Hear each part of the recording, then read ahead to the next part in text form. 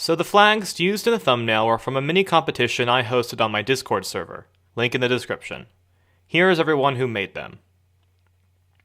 The United States of America. The states in America that are united. But historically, the states haven't always been so united, with some events being more obvious than others. For those of you who don't know, after the Revolution, the federal government was run by the Articles of Confederation, which didn't work at all. And America was in a state of limbo until the Constitution was written and fixed it all. So there was a period of time where none of the states could cooperate, and throw a few rebellions in, and it was very problematic. So, in an alternate universe where the Constitution was never written, the friction between the states would increase, and the states of America wouldn't be so united anymore. The Articles of Confederation would probably stay around for a few years, but eventually some territorial or economic conflict would cause some angry state to leave the Union, and eventually that would create a domino effect breaking up all the states, and now all of them are independent. Almost immediately, Massachusetts, Connecticut, Rhode Island, and the Republic of Vermont would join together into the Republic of New England. North Carolina, South Carolina, and Georgia would also join together into another country, but I don't know what to call it because South America is taken and Dixieland wasn't really a term used much of the time. So, Greater Carolina, because there's two of them. Sorry, Georgia. And the rest of the states would go off and do their own thing. The independent states would pretty quickly get into conflict over the Northwest Territory, which was claimed by almost everyone. In our timeline, the federal government just took it and turned it into a bunch of new states. But that can't happen, so a lot of fighting.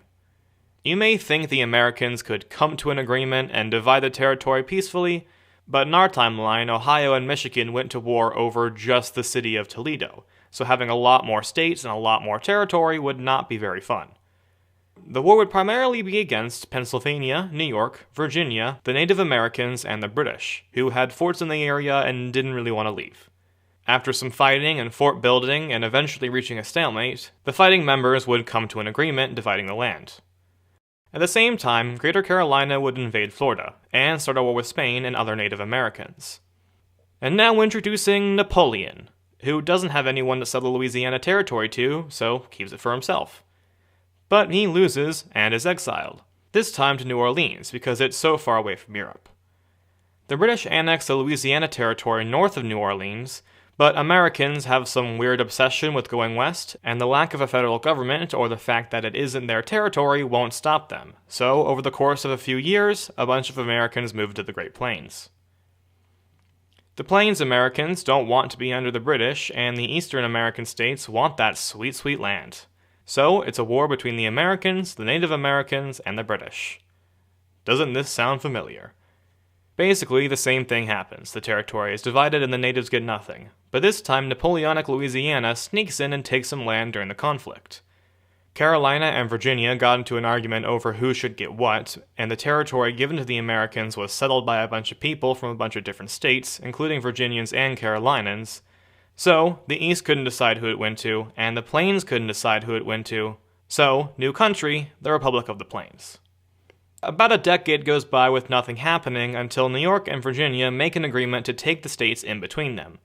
Which isn't really something that would happen, I just need to clean up these borders and remind you that New York still exists. Now, the Americans aren't done with going west, so they move on to Mexico's Northern Territory. The Americans don't like being under a foreign government, they rebel, you know the drill, and now we have Texas. But also Napoleon, who sneaks in and takes more land. Gold is discovered in California, and here we go again. But because California is so far away from everyone else, no single country can supply the rebellion, so the British swoop in and take it over, making a protectorate of California. During the war, both Texas and Louisiana take territory, but conflicting claims lead to a rivalry between the two. And now we enter the period of time that nothing happens and really only serves to set up World War I.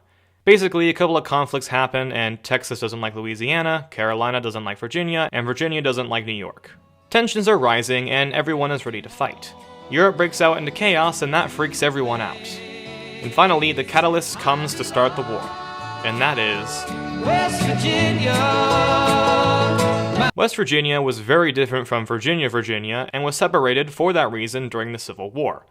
So the West Virginians need to force their secession through their own war. New York intervenes on the side of West Virginia. New York joins the Central Powers because of its German population, so Virginia joins the Entente. Carolina tries to seize the Great Plains during the war, but the Great Plains started to like their independence and joins the Entente along with Virginia, and Carolina, the Central Powers. Carolina strikes a deal with Texas to take out Louisiana to extend their front line, meaning Texas joins the Central Powers and Louisiana the Entente. Since California is allied to Britain, they join the Entente too and invade Texas. And New England also joins the Entente due to trade with Canada. Basically, a lot of fighting happens, but warfare is complicated and I don't really feel like talking about it.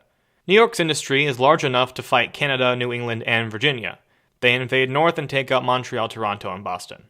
Virginia, fighting on two fronts, falls as well. Louisiana was used to just sneaking in and stealing land, and when presented with an actual combatant, failed completely. And the Plains was pretty easy to take by Carolina. California was pretty isolated from the rest of the war because of all the mountains and deserts. So they were just cut off and couldn't really do anything. So the Central Powers win in America, and Europe too. Quebec is released by New York, and New York annexes New England and the Canadian Maritimes.